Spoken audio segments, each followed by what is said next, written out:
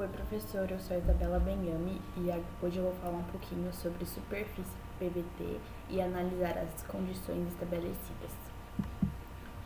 Bom, a superfície PVT ela é construída sobre um diagrama 3D, determinando a pressão, o volume e a temperatura. Através desse gráfico, da superfície PVT, a gente pode determinar tanto regiões monofásicas quanto regiões bifásicas. Nós temos 3 regiões monofásicas, que são aquelas onde há apenas uma fase, que pode ser líquido, sólido ou vapor. As regiões bifásicas vão ser aquelas que possuem 2 fases, onde os 2 estados presentes estão em equilíbrio. Então, pode ser sólido-líquido, líquido-vapor e sólido-vapor.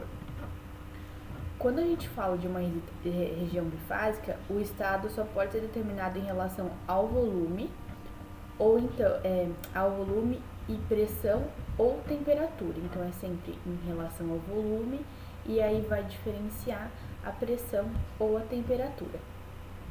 Nós temos também 2 conceitos muito importantes quanto à superfície PVT, que no caso é a linha tripla, que seria nessa região, e o ponto crítico.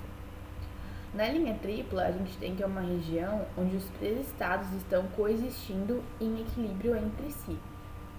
E no ponto crítico, ele é determinado como o estado máximo, onde vai ser possível coexistir em equilíbrio o vapor e o líquido.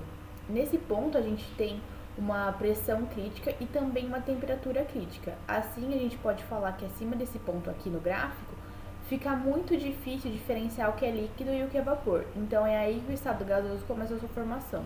Então, aqui nós teríamos esse ponto crítico e aqui para cima ele começa a dificultar muito para a gente ver o que é, então já começa aí a formação do estado gasoso. Começando primeiro a falar do gráfico PV, onde vai ser um gráfico com um eixo x e y em relação a pressão e vapor, a gente tem aqui as regiões sólido, sólido, líquido, líquido, vapor, líquido, vapor e sólido, vapor. Então, a gente tem mais clareza em relação às regiões bifásicas que eu mencionei anteriormente. Então, aqui a gente pode ver com mais clareza a líquido-vapor, a sólido-vapor e o sólido-líquido. Aqui a gente vai ter a linha tripla, onde a gente já sabe que é onde as 3 fases coexistindo em equilíbrio.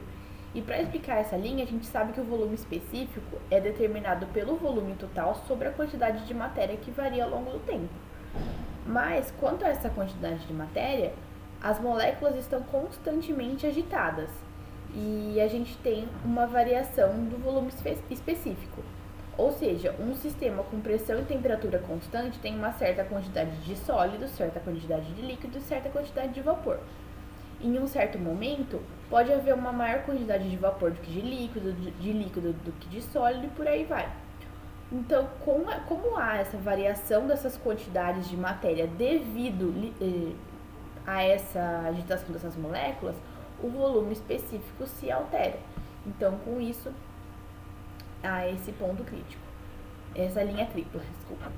No ponto crítico aqui em cima, à medida que eu aumento a temperatura, os volumes molares das fases vão se igualando, por exemplo, nessa linha e nessa linha, do vapor e do líquido.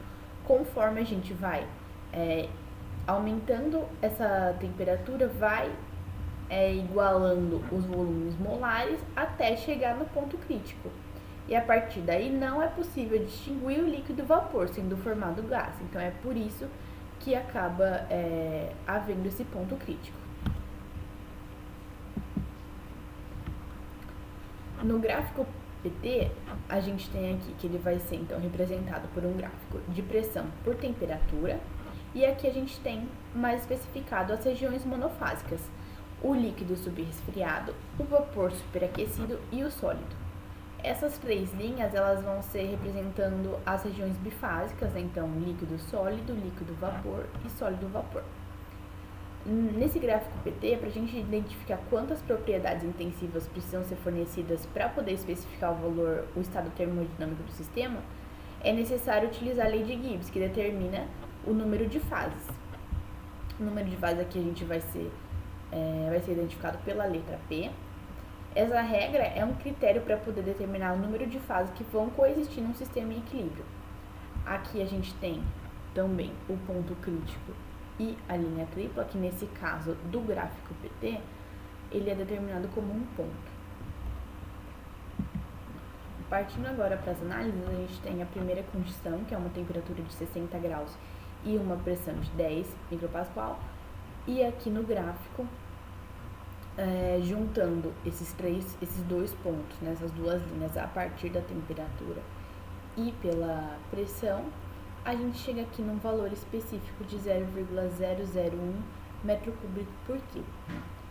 Como esse gráfico não é muito abrangente, mas a gente tem aqui essa linha, né, de separação das fases, a gente pode determinar que será uma região líquida. Aqui no gráfico PT, a gente também faz a mesma coisa em relação à pressão e em relação à temperatura, e a gente chega aqui que é uma região líquida de acordo com o gráfico visto anteriormente. Bom, aqui na tabela a gente pode obter todas as informações necessárias sobre essa condição específica. Então, nós temos o volume específico de 0,001, que é muito coerente ao que foi achado no primeiro gráfico. Temos também a energia interna específica, a entalpia e a entropia. Para a segunda condição de 0,1 para pressão e 100 graus Celsius, a gente consegue também determinar pelos mesmos meios um valor específico de 0,001, e para o gráfico PT a gente cai em uma região bifásica líquido-vapor, porque o ponto se encontra muito próximo a essa linha de encontro entre as duas fases. Sendo assim, a gente pega uma tabela de água saturada, onde a gente tem todos os dados sobre as circunstâncias estabelecidas aqui, então uma temperatura de 100 graus Celsius. Então a gente vai ter o valor específico do líquido e do vapor, além daqui da pressão, né, que é 0,1. A entalpia e entropia do líquido e do vapor e as suas variações.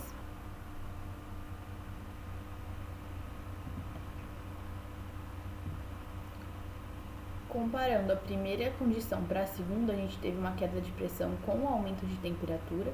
Então, essa substância passou de uma região líquida para uma região bifásica líquida-vapor. Para a terceira condição, a gente tem uma pressão de 0,2 e uma temperatura de 500 graus Celsius. A temperatura de 500 é dada por essa linha que determina a profundidade da curva. Então, aqui no encontro, a gente tem um volume específico de mais ou menos 1, né, que fica um pouco difícil de determinar.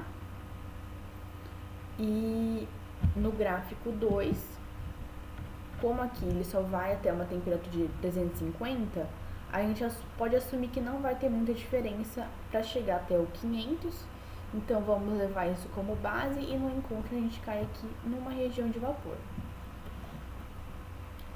O volume específico que a gente encontrou na primeira tabela, a gente pode checar aqui, que como eu tinha dito era mais ou menos 1, né? Não dava para especificar muito bem pelo gráfico, então a gente acha aqui um valor bem coerente.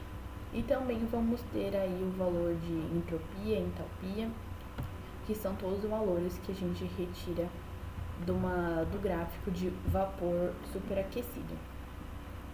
De uma forma geral, analisando os três gráficos das três condições estabelecidas, nós tínhamos uma água líquida que passou por uma região bifásica líquida-vapor e então vaporizou de acordo com o aumento dessa temperatura e a variação da pressão.